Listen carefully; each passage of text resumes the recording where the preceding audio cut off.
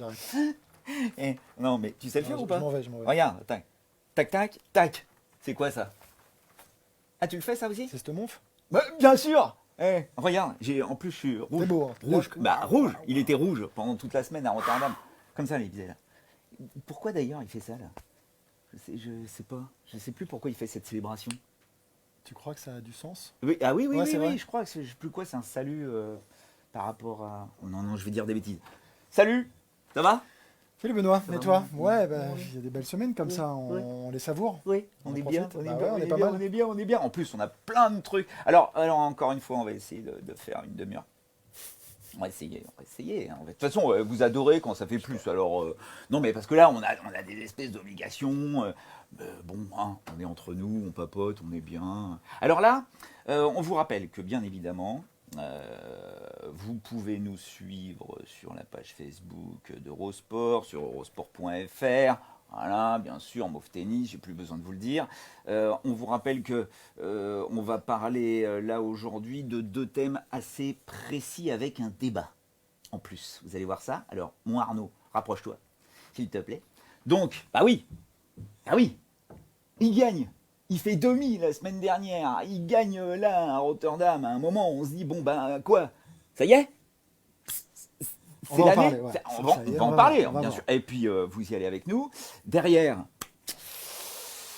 bah l'année dernière, parce que je sais que quand on a balancé ça en disant voilà on va parler de ça, moi j'ai reçu plein de messages comme quoi ouais les Français de toute façon c'est des nuls, c'est pas parce qu'ils gagnent quelques petits tournois que ça y est ils sont lancés. Ben oui mais bon, à un moment ou à un autre on est toujours en train de dire que c'est des nuls, surtout l'année dernière. Où, ah yeah, c'est la honte, c'est la honte, c'est la honte. Ben là ils gagnent, ils n'arrêtent pas de gagner. Donc on va rentrer là-dedans un petit peu en détail pour voir si c'est des vraies victoires, si ça permet au tennis français de repartir vers le plus haut niveau, déjà qu'ils sont très haut niveau, mais encore plus haut niveau. Et puis le débat, on reste en haut. Et là, on n'est pas d'accord. Oui, on n'est pas d'accord. On peut pas être d'accord. On peut pas être On d'accord. peut pas être d'accord. Faut-il interdire le tennis au plus de 2 mètres? Je sais pas si vous avez vu le tournoi de New York, mais moi, perso, j'ai un peu de mal. Bon, on rentre pas là-dedans, d'accord? Chaque chose en son temps. Et puis, bien évidemment, petit cadeau, puisque la semaine dernière, on avait oublié. On s'est fait taper sur les doigts. Si vous partagez, enfin, voilà, partagez l'émission, et puis on tirera au sort ceux qui l'ont fait le plus vite possible ou de la plus belle des manières. Mhm. Et comme cadeau, on a des balles dédicacées qu'on a fait signer à l'Open d'Australie. Alors, Elles sont là-dedans. elles sont, ouais, mais là, elles on sont voit. là-dedans, C'est ça qui est magique. Regarde, Ouais, c'est un truc de fou. regarde, on croit qu'il y a des balles, mais en fait, il n'y en a pas. Mais Y a si, rien, il y a des regarde. balles dédicacées par les vainqueurs, ceux qui ont fait le Grand Chelem, Mahut, Herbert.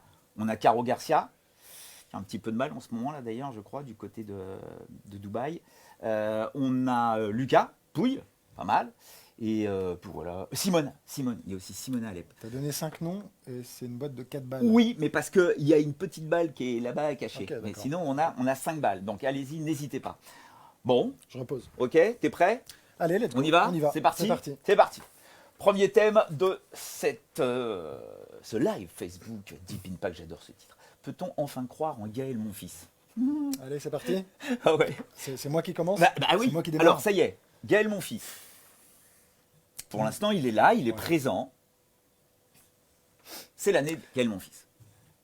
Eh ben, écoute, ouais, moi j'ai envie d'y croire. J'ai envie de dire oui cette année. J'ai envie de penser que c'est l'année de la maturité pour Gaël. Alors, il a souvent très bien joué, certes, en début d'année et tout, mais je sens qu'il est en train de se passer quelque chose. Enfin voilà, on voit la progression même en 2 semaines parce qu'il fait demi à Sofia. Un dernier match, franchement, moyen, Très moyen. très moyen. Dans l'attitude. Ouais, dans l'engagement, il n'y a pas l'engagement, ça, il en manque. Où il perd Et contre, il on a- rappelle, Medvedev. Ouais, enfin, il corrige tout de suite le tir la semaine suivante et il enchaîne plein de matchs, il enchaîne des très bonnes victoires. Oui. Après, battre Wawrinka en finale, je trouve ça très costaud. Battre Medvedev, après, hein, justement, c'est cette revanche qui a été prise au terme d'un match compliqué, mais il a trouvé, je trouve, les solutions face à un joueur qui est très difficile à battre. C'est un joueur qui n'est pas très impressionnant comme ça, mais il fait 1m98, il a une couverture de terrain assez exceptionnelle. Je trouve que c'est un contreur hors pair. Et Gaël a su trouver enfin, voilà, le bon équilibre entre la patience, l'agressivité, cet engagement qu'on lui veut un petit peu plus. Et j'ai trouvé que voilà, sur tout le tournoi, finalement, il avait réussi à exprimer ça. Et c'est ce qu'on attend évidemment de lui. S'il n'y a pas de pépin physique, oui, c'est l'année de Gaël Monfils. Est-ce que tu as eu peur Hein, je te titille, hein, c'est le but du jeu. Est-ce que tu as eu peur dans la finale, quand il gagne le premier set, et tout d'un coup, il se prend 6-1 dans le deuxième? Est-ce que t'as pas eu l'impression que tout d'un coup, oulala, ça y est, la finale, à chaque fois il arrive en finale, il n'y arrive pas, il perd. Est-ce que tout d'un coup tu as une petite inquiétude? Non. Après, il y a des petits passages comme ça où il y a des trous d'air de temps en temps. C'est Gaël, mais il a su, je trouve, serrer le jeu au bon moment, Ah bah oui. redevenir très solide. Et remettre cet engagement avec un peu plus de longueur de balle. J'aime bien l'équilibre, aller chercher les points au filet. On a vu faire des points encore extraordinaires, mais à la limite, ça, c'est son côté un peu showman. Mais il en a besoin. On parle d'équilibre, de dosage. Il a besoin de tout ça. Les sensations sont bonnes. On sent que l'identité de jeu est bien installée. On sent qu'il sait comment il doit jouer contre les adversaires avec vraiment un schéma de jeu tactique très en place. Oui. Moi, j'ai beaucoup aimé. C'est super. Je trouve qu'il y a beaucoup de variations. Et c'est dans la tête. On le voit heureux. On le voit prendre du plaisir. Alors C'est attends, parce génial. que je vois The Voice, mais attends The Voice, calme-toi The Voice. Juste un petit truc aussi par rapport à sa demi contre Medvedev. On sait qu'il s'entraîne avec Liam Smith maintenant depuis. Ça fait un petit peu. Ouais, ça fait quand même pas mal de temps qu'ils travaillent ensemble depuis. C'était quoi, fin d'année dernière? Ouais, j'aurais dit à l'intersaison. Puis vraiment. ils se connaissaient un petit peu avant, puisqu'il venait souvent à Miami quand il était avec Tillström. Et il l'avait dit, hein, Liam Smith veut le faire aller un peu plus vers l'avant, plus agressif, qu'il lâche un petit peu son service, son coup droit, comme font les gros frappeurs. Ce qu'il fait d'ailleurs, qu'il est très sur la vidéo. Un petit peu comme De Witt, quand il avait travaillé avec De Witt. Et contre Medvedev, il a dit, en fait, Medvedev, je l'ai joué comme si c'était un Gilles Simon 2.0. Ouais, mais c'est exactement ça. Mais c'est dingo. Mais c'est exactement ça. Moi, j'ai discuté justement avec Jean-René Lisnard, qui entraîne Medvedev depuis de nombreuses années, même dans des années de formation et tout. Julien Jean-Pierre aussi s'en était occupé. Et les deux, justement, avaient ça en tête. C'était de se dire, il y a du Gilles Simon en ce joueur. Et on l'a peu vu, finalement. Je trouve que maintenant, on s'en aperçoit. Alors, je ne sais pas si ça fait longtemps qu'on fait le parallèle. Et moi, j'ai été bluffé, justement, par sa manière de jouer. Je trouve qu'il est finalement assez loin de sa ligne, pour un grand comme ça. Mais il a une bonne couverture, un œil exceptionnel. Il retourne super bien. Alors, c'est sa qualité de retour, moi, qui me bluffe à chaque fois, parce qu'il arrive à retrouver beaucoup de longueur, finalement. Mais il reprend pas tant que ça à sa ligne. C'est-à-dire qu'il reste quand même assez derrière. Comme Gilles assez Simon, loin, qui est un très bon relanceur. Et il contre. Et en revanche, les passings en 2 temps, c'est juste parfait. À chaque fois, le premier passing dans les pieds, parce que comme il faut y aller, il faut monter d'un peu loin de temps en temps, il arrive à jouer en 2 temps et avec une précision assez exceptionnelle. Voilà, mais alors ça paraît pas très impressionnant. Medvedev, mais qu'est-ce qu'il est difficile à battre. Et je trouve que Gaël, tu as raison, a été impeccable de ce côté-là. Il l'a dit, hein. Il a dit qu'il se souffre. Enfin, ils ont regardé des matchs que Gaël Monfils avait fait contre Gilles Simon, quand même dingue. Et par rapport à ça, ils se sont dit, voilà, tiens, il faut varier, il faut lui faire des balles un petit peu courtes pour l'obliger à avancer à l'intérieur court, venir au filet, qui est quand même un petit peu le talon d'Achille du Danil. Ouais. Beaucoup de variations, tenir l'échange, de ne pas avoir peur d'aller dans la diagonale revers. Enfin, costaud quand même d'oser le prendre comme ça. Mais tout en rappelant que Medvedev, si on veut faire un comparatif avec Gilles Simon, quand même beaucoup plus grand. Et puis bon, il a un énorme service. Ouais, il sert très bien. Mais il vous fait rentrer dans un fort rythme. En fait, c'est ce qu'il vous fait déjouer. En fait, mais c'est un peu Gilles, c'est un peu tous ces contreurs, c'est un peu Andy Murray aussi d'une certaine manière, je trouve. Il vous fait déjouer, en fait, et c'est compliqué. On ne sait plus trop comment se comporter sur le terrain. Et je trouve que Gaël a réussi à vraiment avoir le fil conducteur jusqu'au bout. Il est resté câblé, c'était top. Tout en vous rappelant que Gilles Simon, s'il y avait un mec qui avait embêté Novak Djokovic à l'Open d'Australie il y a quelques années, souvenez-vous, c'était Gilles Simon. Novak Djokovic avait fait 100 fautes directes sur un match en 5-7 parce qu'il n'y arrivait pas. Il le mettait dans un faux rythme, exactement comme Medvedev arrive à le faire, et il l'a fait contre Djokovic, notamment cet Open d'Australie. The Voice. Qu'est-ce qu'il y a, The Voice? Bonjour messieurs. Beaucoup de personnes se demandent en fait si justement cette année mon fils brillerait pas encore plus sur terre, puisque c'est un pur joueur de terre. Mais Alexandre nous fait la réflexion suivante, il dit il pourrait aussi faire mal à Roland, mais le problème c'est que dès qu'on veut croire en lui, on est vite déçu. Qu'est-ce que vous en pensez? C'est ce qu'on se disait la semaine dernière. Ouais. Alors on va pas revenir sur la question de la pression avant les grands événements. En revanche, on peut rentrer un petit peu plus dans le détail. Donc là, je vais vous montrer une petite stat que j'ai bûchée là, cette nuit. J'ai pas dormi, je crois. Non, c'est pas vrai. Mais voilà, regardez bien. Depuis 8 ans, Gaël Monfils a joué 6 finales, au moins 6 finales, puisque des fois il a gagné, sur les 7 premières semaines de l'année. Ça n'a l'air de rien, mais à chaque fois, on a l'impression que Gaël Monfils est là, toujours au début, que ce soit en juin, je dis bien les 7 premières semaines, c'est-à-dire qu'on s'arrête après le tournoi de Rotterdam. On ne part pas sur Marseille, sur Dubaï, sur Acapulco, sur les autres trucs comme ça. Non, on s'arrête après Rotterdam. Et en général, Gaël Monfils, il est souvent là au début, et puis après, on le perd un peu. En vous rappelant que Gaël Monfils va faire une conférence de presse pour savoir s'il va jouer l'Open 13 à Marseille, puisqu'apparemment, depuis sa chute, je ne sais pas si tu te souviens, là, c'était, je ne sais plus si c'était à Sofia ou à Rotterdam d'ailleurs. Tu sais, il tombe comme ça, il se décale et puis il tombe finalement sur le poignet. Et il paraît qu'il a mal au poignet depuis et qu'il il a passé une IRM lundi pour savoir si oui ou non il continue à jouer ou pas. Ouais.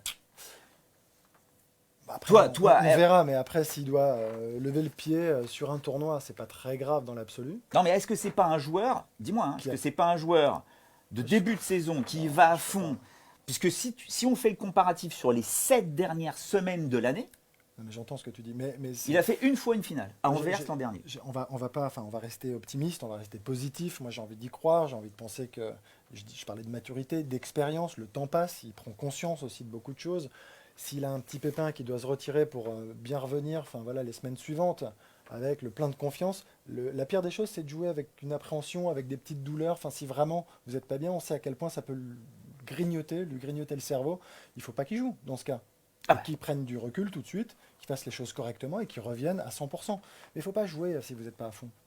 C'est à un moment donné, c'est justement tout foutre en l'air, tout ce super bon début d'année. Ça serait tellement dommage d'avoir une ou deux mauvaises défaites avec des difficultés, avec des douleurs, des blessures. Non, faut pas. Donc moi là-dessus, encore une fois, il faut faire les examens, il faut prendre les avis des médecins et prendre des décisions. Mais j'ai confiance en lui aujourd'hui. Je trouve que si en revanche il n'y a pas de pépin physique, il peut être dangereux, il peut faire très très mal. Et moi j'ai envie d'y croire. Alors sur terre, mais pas que sur terre. Quand on le voit jouer en indoor comme ça, c'est incroyable. La défense de Gaël Monfils, le jeu de défense, ouais, il a tout. Il est capable d'attaquer évidemment, il est très puissant. Mais c'est ce que disait Wawrinka. C'est le meilleur défenseur que j'ai jamais eu en face de moi. Je trouve que de la part d'un mec comme Wawrinka, qui est quand même qui revient très bien, hyper costaud, et puis en termes de frappe de balle, c'est quand même énorme. Le fait qu'il le mette en avant, c'est justement pour ça aussi que ses adversaires ne peuvent pas jouer en face. Ils sont obligés de se rapprocher des lignes, sont obligés de prendre plus de risques, sont obligés de rater. Il est partout. Indébordable. Regardez bien, croyez-vous en mon fils cette saison? Allez-y, The Voice est en train de surveiller tout ça. Toi, tu dis quoi? T'es hésitant quand même. J'ai presque envie de vous dire, oui, je suis hésitant. Parce que mon fils, j'ai toujours cru en mon fils. J'y crois encore. C'est quand même dingue. Pourtant, le mec est tellement imprévisible. Mais avec lui, c'est tout le temps comme ça. Donc, on ne sait pas ce qui va se passer. Mais on est tous en train de se projeter sur son année 2016, qui avait été quand même extraordinaire, où il avait atteint son meilleur classement. On rappelle, il avait été 6e mondial au mois de novembre 2016, après une année extraordinaire, où il avait fait finale à Rotterdam, où il avait fait quart à Indian Wells, quart à Miami. Enfin bon, des résultats complètement dingues. Finale à Monte Carlo, puisqu'on parle de la terre battue, vous en parlez de tout ça bien évidemment. Mais je me souviens aussi qu'après sa finale à Rotterdam, disparition du pépère, forfait à Marseille, à Munich, à Roland-Garros, à Halle, à Bercy. Il avait fini la saison, souvenez-vous, il était allé au Masters pour la première fois de sa carrière, il était qualifié pour le Masters. Il n'avait pas joué, il était blessé, il avait fait 2 matchs, il avait arrêté. Voilà, j'ai toujours cette angoisse de me dire, il est là, il est au meilleur niveau, et puis, pof, il y a un pépin qui arrive, et là, il disparaît. Et ça m'angoisse. Mais ça m'angoisse aussi, mais après, moi je réponds à cette question, je pense que le temps passe, je pense qu'il apprend à se connaître, je pense que justement, c'est pour ça que j'insiste là-dessus, il grandit globalement, et avec son staff, un nouveau discours, un nouveau regard, je trouve avec peut-être une programmation qui sera peut-être aussi un petit peu différente, avec des objectifs peut-être aussi plus clairs, ça peut le faire. Voilà. Alors, mais il va falloir que tout ça se mette en place. Après, on rappelle que quand il fait cette année extraordinaire en 2016, moi, je me souviens que j'avais mis quand même un bémol là-dessus. Puisque sur tout le début de la saison de 2016, ok, il fait des super résultats, mais il ne bat pas un Cador. C'est-à-dire qu'en 2016, sa plus belle victoire sur ces 7 premières semaines, qui moi sont importantes, puisque ça lance quand même ta saison, tu as déjà fait un 500, tu as déjà fait un grand chelem, tu as fait plein de petits tournois pour savoir où tu en es physiquement et tennistiquement et tactiquement. En 2016, son meilleur résultat sur les 7 premières semaines, c'était un 32e mondial. Quand tu regardes 2017, c'était un 33e mondial. Quand Quand tu regardes 2018, c'était un 32e mondial. Là, il est toujours là. Mais il n'y a jamais. Là c'est mieux. Alors que là, Là c'est il y a pour quand même ça des que j'y victoires sur crois les un top peu 20. plus. Voilà, il a 2 top 20 et puis. Et Wawrinka, il compte quand même comme un joueur qui est. Alors peut-être qu'il n'est pas encore revenu à son meilleur niveau, mais c'est au moins un top 20. Tu dois bon, allez, 3 top 20, d'accord. Je te mets 3 top 20 dans l'histoire. Je te mets Tsitsipas, Medvedev et Wawrinka. Donc c'est là que j'ai l'impression qu'il est plus. C'est plus dense, c'est plus consistant là. Ouais. Et toi, tu trouves que quand tu le vois jouer là, tu trouves qu'il a modifié quand même son approche tactique d'un match, tu le sens vraiment plus agressif, plus. Voilà, il mixte bien. Mais moi, je l'ai trouvé. J'ai trouvé beaucoup de plaisir. J'ai trouvé qu'il avait pris beaucoup de plaisir. J'ai trouvé beaucoup de sérénité. Même s'il y a eu quelques petits moments, comme tu dis, au deuxième set où il sort. Il sort, mais il est là. Je sais pas comment dire. Parfois, quand il sort, on le voit. On se dit, c'est pas possible. Il va pas pouvoir revenir là. Il reste quand même concentré. Il a été concerné, je trouve, tout au long. Encore une fois, de la semaine, sur chacun de ses matchs. Après, ça peut arriver de perdre 2-3 jeux, mais après, c'est de garder le fil conducteur. C'est un moment de continuer souviens-toi de cette fin. À avancer, à tenir. Tu disais tenir sa ligne, à rester agressif. La semaine précédente contre Medvedev à Sofia, cette demi, c'est. Mais c'est important. Oui, mais tu sais, il y a. étapes, tu corriges les choses. Il y a l'histoire de mon fils. Tu vois, là, il perd le deuxième set 6-1, vous vous rappelez. Et il le dit, je joue pas les 2 derniers jeux parce que je me dis, voilà, il faut que je recharge la batterie pour repartir dans le 3e set. Je me souviens qu'il nous avait sorti la même chose à Roland-Garros contre Murray. Je me pose pour recharger les batteries et attaquer le 5e set à fond, quoi. Il s'était pris 6-0 en 20 minutes. Donc, tu vois, on ne sait jamais. Ok, d'accord, je recharge les batteries. Mais il y a plein de joueurs qui disent qu'il ne faut jamais faire ça parce que tu perds le rythme et c'est compliqué de repartir derrière parce que les mecs, ils ne vont pas te lâcher. T'as pas eu peur, toi? J'ai envie de lui faire confiance et de penser que lui peut le faire contrairement à d'autres. Je dis pas que c'est bien, je dis d'accord, mais lui est capable de le faire. Tu dis il est insaisissable, il a besoin d'être un peu différent, il faut justement qu'il la cultive aussi cette différence. Voilà. The Voice. Alors les gens sont assez sceptiques.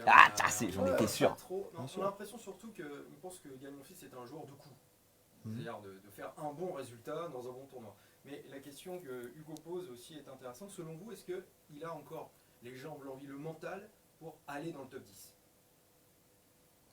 10? Moi, pour le top 10, je signe tout de suite cette année. Mais ils réfléchissent Après, on parle pas de ça. Ils réfléchissent pas, je pense. On parle d'aller Est-ce au-delà. que tu réfléchissais au classement quand tu jouais?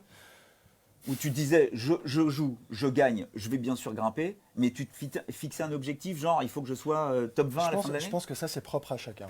Je pense qu'il y a des joueurs qui peuvent se fixer des objectifs de classement, des objectifs de résultat. Après, c'est vrai que le classement, c'est la conséquence de ce que tu mets en place, des victoires que tu vas aller gagner à droite à gauche. Mais ça dépend des joueurs. Alors quand tu parles avec Tsitsipas, lui, il te dit ah non, pas du tout. Moi, c'est d'essayer de tout mettre en place, d'être le plus fort possible, quotidiennement. Mais après, ça dépend. Quand tu dis ça à Arnaud Clément, il te dit mais c'est ridicule de penser comme ça. Oui, mais il y en a d'autres qui se disent attends, j'ai été 7e mondial, 6e peut-être, 6e à chaque fois. J'inverse. Gaël, 6e au mieux. 6e. Ok.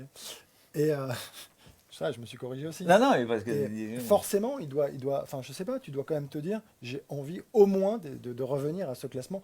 Et pourquoi pas d'essayer d'aller faire mieux. Donc tu l'as en tête.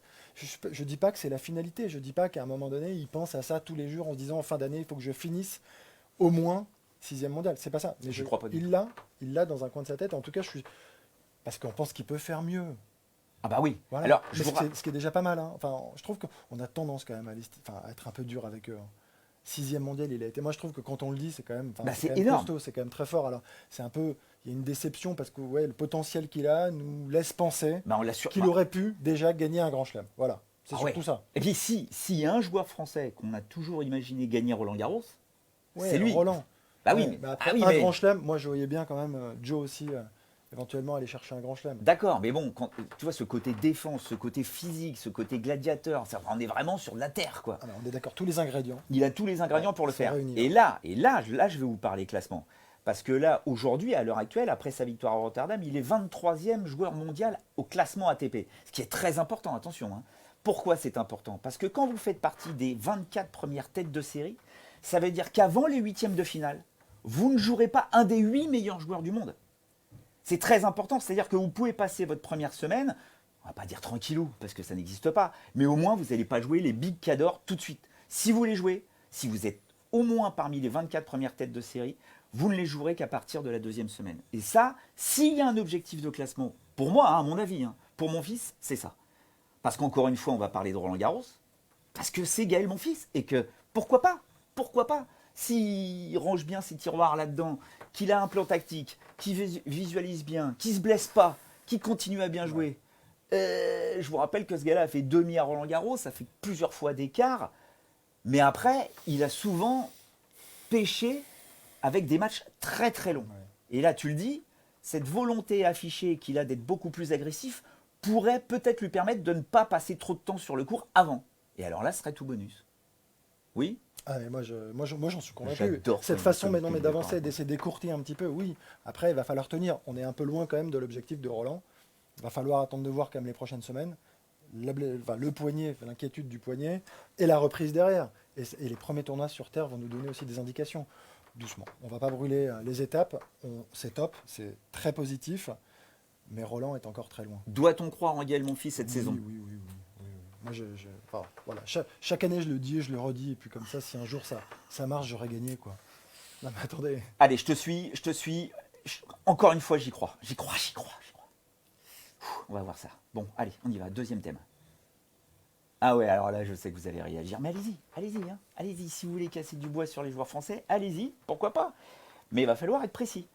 Parce que s'il y a bien un début de saison, quand même, là, qu'on attendait, en se disant qu'est-ce qui va se passer avec les Français, tellement ça a été catastrophique en 2018, bon sang de bois, ils sont quand même là, les gars. Est-ce qu'on peut dire cocorico quand même? Moi, je trouve qu'ils sont revenus à leur niveau, en fait. Quand même énorme. Non, mais globalement, l'année dernière était une année assez particulière et on va le dire mauvaise pour les Français, pour les tricolores. Maintenant, globalement, depuis 15 ans, si on analyse, si on regarde de près quand même les classements, les résultats, ça va, il faut arrêter un petit peu de tirer à boulet rouge sur les Françaises et les Français. Enfin, moi, j'ai toujours trouvé qu'on était beaucoup trop dur avec eux. Et en plus, il faut qu'on regarde l'opposition, les joueurs qu'il y a en face. Depuis 10 ou 15 ans, avec cette espèce de partage des grands chelems entre plutôt 3 mecs que 4 ou 5. Alors ok, ils n'ont pas chopé l'intervalle. On aurait adoré que ce soit les nôtres à la place de Del Potro, à la place de Silic, à la place de Stan. Andy Murray, je le mets dans une autre catégorie, peut-être un petit peu au-dessus. Quoiqu'à l'Open d'Australie, il était souvent là, le pépère. Ouais, donc voilà, mais globalement, il y a des quarts, des demi en grand chelem. On en a vu quand même beaucoup. C'est pas neutre. D'accord, mais pas rien. Restons toujours, Arnaud, sur ce début de saison. Je m'arrête toujours à ces 7 semaines. Pour moi, c'est vraiment important. Et là, je vais vous montrer le classement de Race. Tiens, viens voir. On en a 6, hein. Alors, j'en ai rajouté un parce que allez, top 50. Mais imaginons, voilà, regardez bien, sur les 30 premiers, sur ces 7 premières semaines, on a quand même Pouille, grâce à sa demi, bien sûr, à l'Open d'Australie, qui est 6e, mon fils qui est 8e, c'est-à-dire qu'on en est loin, hein, mais bon, mastérisable. Tsonga 10, il y a quelqu'un qui voyait Tsonga aussi haut sur les 7 premières semaines de la saison? Je crois pas. Pierre Hugerbert, qui est quand même là. Gilles Simon, le fantôme, on n'en parle jamais, il est toujours là. Et Hugo Humbert, on aime bien Hugo Humbert. Qui a encore gagné un challenger.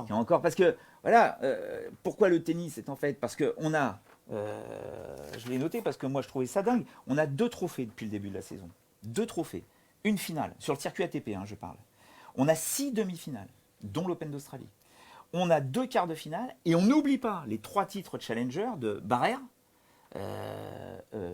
Corentin Moutet qui a gagné à Chennai, ouais.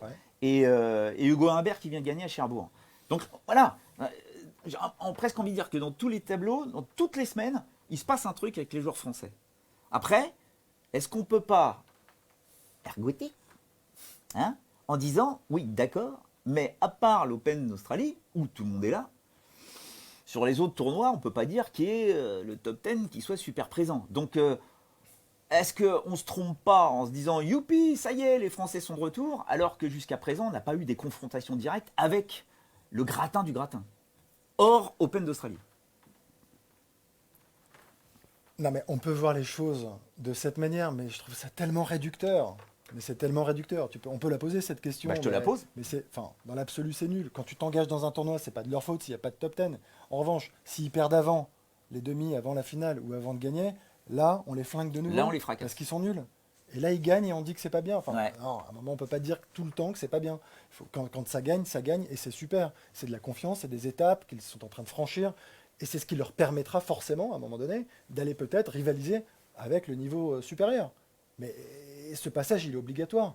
Mais s'ils font premier ou deuxième tour, forcément, il y a zéro chance de pouvoir peut-être aller bousculer, titiller, enfin voilà, les Djoko, les Nadal et autres Roger. Donc à un moment, enfin ça va. Non, c'est très bien. Il faut arrêter. Ça m'agace un petit peu, évidemment. Mais non, ça m'énerve. Ça Mais m'énerve c'est parce que bien. c'est tout le temps mal. Et à un moment, c'est ce que tu disais un peu en préambule. Là, enfin, non, quand c'est bien, il faut aussi le dire. On n'est pas juste là en train de regarder les classements de tout le monde. C'est les victoires qui comptent. C'est d'aller soulever le trophée. C'est quelque chose d'important de ne pas perdre sur la semaine. C'est rare. C'est rarissime. Ah, et donc, Joe, qui gagne un tournoi, qui fait 2 demi-finales, après une année, on en a déjà parlé aussi sur une des émissions, c'est colossal ce qu'il est en train de produire là, c'est quand même génial. Et donc, il n'y a pas de raison. En plus, il a la confiance, il y va de manière très décomplexée, avec un statut un peu différent. Donc, on va vraiment en entendre parler de Joe, je pense, cette année. Si, physiquement, ça tient. Après ça, c'est quand même la condition. Mais Gaël, c'est la même chose. Il gagne un 500, on peut dire ce qu'on veut, c'est un 500. C'est pas un 250, c'est un 500, c'est la catégorie supérieure. Après, c'est les 1000. C'est pas dégueulasse. Et peu importe. Et quand il bat Medvedev, ça va être un client sur l'année. Alors je sais pas combien il était, 16e ou peu importe. 16e, ça fait rien. Mais Après, le gars est top 10 voilà. quasiment dans l'absolu avant Roland Garros. Non, mais donc voilà. Donc à un moment. Et puis les challengers, les jeunes qui vont gagner des challengers, c'est canon aussi. C'est bien. C'est la relève qui arrive. Humbert, il est 75e mondial, meilleur classement, ou bientôt. Si. Donc c'est quand même très bien. Moutet va arriver. Enfin voilà. Je crois qu'à un moment donné, ça va. Il y a cette aspiration. Et puis, quand il y a des bons résultats, ça appelle les bons résultats. Ça décomplexe un petit peu les autres. Ça crée l'aspiration. Et je pense qu'on en a besoin. Voilà. Parce qu'on rappelle juste, parce que je me fais l'avocat du diable, bien évidemment. Histoire de t'agacer et d'aller les chercher aussi. Ça marche, vous là, marche, mais ouais, ça va bien, c'est normal, c'est Deep Impact, c'est la pluie de météorites. C'est se rendre compte que quand Gaël Monfils gagne 2 fois Nadal à Doha, les années précédentes, tout le monde est là en train de se dire ouais, mais bon, c'est un début, c'est un tournoi de rentrée, puis Nadal il est pas prêt, c'est pas une victoire. Va battre déjà Nadal n'importe à quel moment quand il est sur un tournoi, déjà il faut aller le chercher le gamin. Et il l'a quand même fait à 2 reprises, ce qui est quand même énorme. Et puis tous les Français qui ont brillé à Rotterdam. Alors vous allez me dire, oui, mais Rotterdam, c'est un 500. Bah oui, mais bon, faut y aller, quoi. Je vous rappelle qu'il y a eu Bennett en finale à Rotterdam. Il y a eu mon fils, avant de gagner, il avait déjà fait finale. Tsonga a gagné il y a 2 ans, je crois. Ouais. Voilà. L'an dernier, c'est Federer qui gagne contre Dimitrov. Bizarre, alors là, bon, ok, d'accord, génial, super, Federer, il est numéro 1 mondial, il gagne. Et puis quand il y a mon fils qui gagne ou un Français qui est en finale, c'était un petit tournoi. Ah non, c'est une super perf. C'est une super perf. Et tu le disais, par rapport aux Français, par rapport au classement, on va vous montrer aussi une autre petite animation par rapport aux points à défendre. Alors bien sûr, on est branché là sur ces 3-là. Lucas Pouille, avant Roland Garros, n'a que 525 points à défendre. Avant Roland Garros. C'est voilà, une victoire dans un 500, c'est 500 points, si vous voulez. Donc ça peut aller très vite. Mon fils, 190 points seulement. Alors, encore une fois, on croise les doigts, on touche du bois. T'as rien en bois, toi. C'est pas possible. Si, oui. 190 points, c'est monstrueux. Et Tsonga, alors là, allons-y. Tsonga, qui à l'heure actuelle est 112e au classement ATP. 0 points à défendre. Alors, on vient d'apprendre un truc, là, il nous a sorti ça là, juste après Rotterdam. Alors, je me souviens plus du tout du nom de sa maladie, la j'ai pas le nom non plus. Ouais. Diagnoseréparose, là. Sa difficulté à récupérer après les longs voyages. Voilà. Donc, là, je vous ai vu, vous êtes tombé un bras raccourci là-dessus en disant qu'est-ce que c'est que ce truc à 2 balles. Et puis le mec, il joue Marseille, c'est n'importe quoi. Mais ça n'a rien à voir. Marseille, vous n'avez pas de voyage à faire. C'est apparemment une espèce de maladie génétique qui pollue le sang. Quand vous faites des longs vols, des longs courriers, on appelle ça. Donc, c'est même pour aller à Miami, c'est pas pareil. Vous allez faire un vol Miami, c'est quoi? C'est 8 heures en direct. Donc ça va. Apparemment, son corps l'absorbe bien, mais pas sur des longs vols. Donc l'Open d'Australie, Indian Wells, faut qu'il y arrive apparemment très tôt avant pour que son corps évacue cette espèce de pollution des globules rouges. C'est ce qu'on va te répondre là. Il a qu'à partir plus tôt, non? Eh ben oui, mais encore faut-il pouvoir. Non, mais je sais, mais. C'est toujours pareil. Parce que suivant le calendrier, vous pouvez ou ne pouvez pas. Donc, je préfère qu'il fasse l'impasse sur Indian Wells et qu'il arrive un peu plus tôt à Miami Non, mais surtout, pour être prêt. 0 points.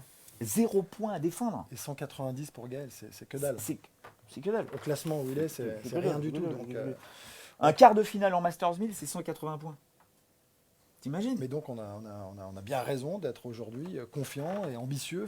Hyper avec eux. optimiste. T'es optimiste? Toujours. Ah, là, Un peu trop. ce qui me fait peur, c'est qu'on n'entend pas The Voice. Donc, je sais Ouais, pas du tout. Il n'y a pas de commentaires. Je sais pas. Si, mais peut-être Ils sont peut-être tous d'accord. Ils sont d'accord ou pas? Non, mais ils attendent surtout des résultats avant. Enfin, on parle de Grand Chelem. Mais Ouais, on parle de c'est- résultats avant. Enfin, en général, quand les gens gagnent en Grand Chelem, c'est qu'ils ont gagné des trucs importants aussi avant. En Ah ouais. 5000, par exemple. Et ouais, Exact. Luc Apou, souvenez-vous, il avait fait des résultats de dingue avant sa demi-finale à l'Open d'Australie. Alors, bon, pourquoi pas? Et c'est le début de saison. Oui, c'est le début de saison. On rappelle que c'est le début de saison, mais bon sang de bois, enflammons-nous même si c'est un début de saison. Voilà. Pour une fois qu'il gagne, eh ben bravo. Voilà. Et nous, on est totalement alignés pour une fois. Parce que la suite sera différente. Bon, comment ça la suite Non, sera mais différente? ça, Comment je ça, pourquoi crois. tu dis ça, Je toi? sais pas, je dis rien, moi. Bon, ok, Je sais ça pas, marche. j'ai rien dit. Allez, on y va, on continue.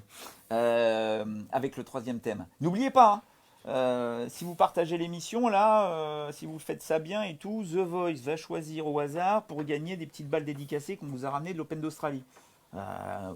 Genre pour collection, ou même quand vous allez sur un tournoi, si vous avez déjà la balle signée, vous allez le voir, ils adorent ça. Ils adorent ça. Bon, on y va.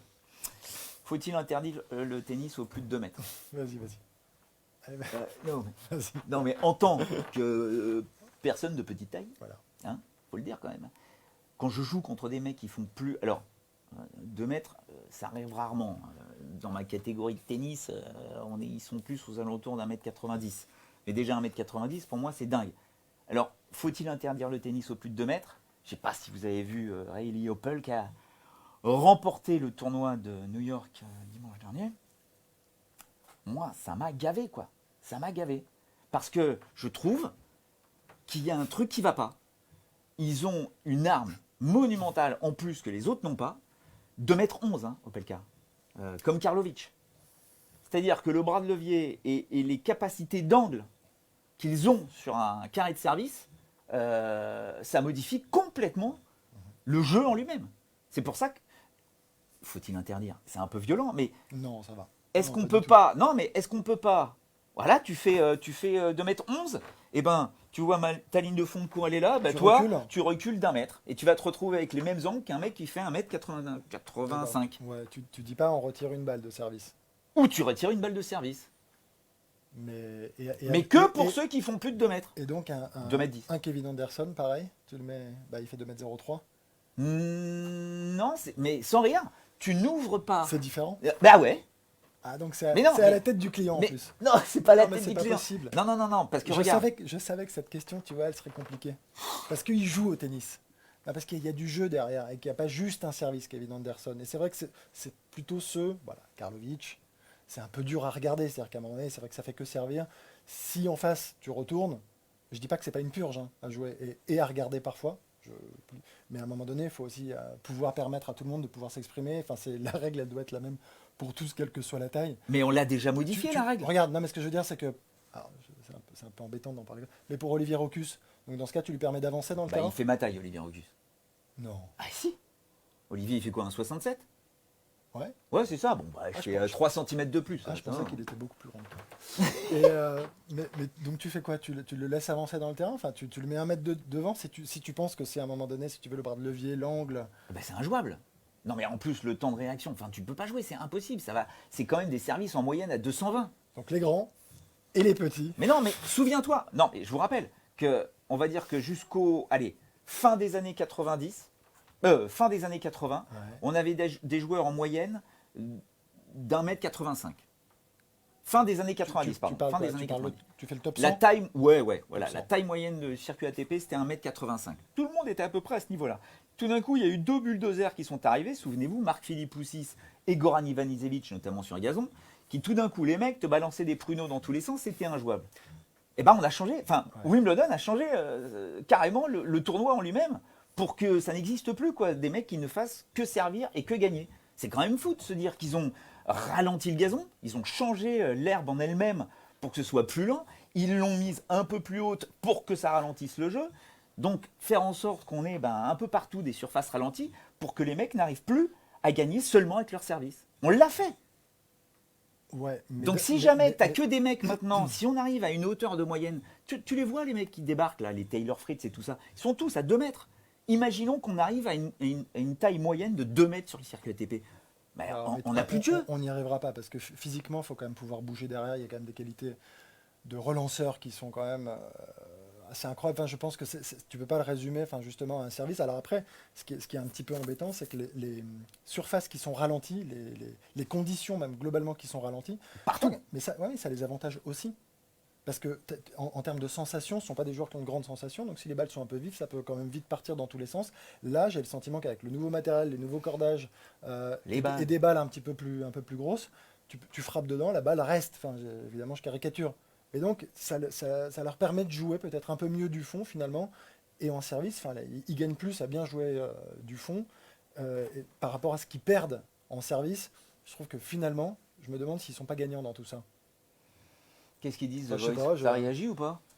Ça réagit, bien sûr, bien sûr. On se demande si la surface justement à New York n'était pas ultra rapide pour voir en fait des mecs arriver de plus de 2 mètres, en tout cas avec un gros service, un gros coup droit jusqu'en finale. Et sinon, question de Lucas, amélioration sur gazon, terre battue déjà plus lente, est-ce qu'on crée des surfaces green set en mousse? Des surfaces green set en mousse? Ça c'est pour la joke, évidemment. Mais pourquoi ils ont ralenti le jeu à Wimbledon? Donc là, on est début des années 2000. Tim Henman n'y arrive pas. Tim Henman n'y arrive pas. Ça va trop vite. Il n'a pas un service suffisamment puissant pour y arriver. Donc, on se dit, on va ralentir un petit peu. Catastrophe totale. L'année d'après, en finale, on a Lleyton Hewitt contre Nalbandian. Il n'y a pas un enchaînement service volé. Shocking. Même The Queen, elle n'a pas compris. Donc, ils se sont dit, c'est pas possible. Là, on va revenir quand même à un truc un tout petit peu plus rapide, mais un tout petit peu plus. Ça n'a plus rien à voir avec le gazon d'avant. Jean-François Cojol se bat effectivement aussi pour qu'il y ait vraiment une saison spécifique indoor, avec une surface plus rapide, comme on faisait avant en salle. Si vous voulez, même sur un tournoi comme l'Open d'Australie ou à New York, si vous jouez sur les terrains extérieurs, pas les cours principaux, la surface est complètement différente, beaucoup plus rapide. Quand vous arrivez sur les cours centraux, la surface est beaucoup plus lente. Et là, tu dis pourquoi? Mais parce que les cadors, il faut qu'il y ait du spectacle, quoi. Donc les mecs, ils vont jouer pendant des heures et des heures à se mettre des balles dans tous les sens. Nadal, Djokovic, Murray, voilà, hein, ils sont là. Et comme par hasard, au bout d'un moment, les gens, ça les emmerde. Parce que justement, il n'y a plus de différence de jeu. Alors qu'est-ce qu'on fait pour essayer de faire en sorte que les matchs ne durent plus trop longtemps? On fout des tie-breaks n'importe où.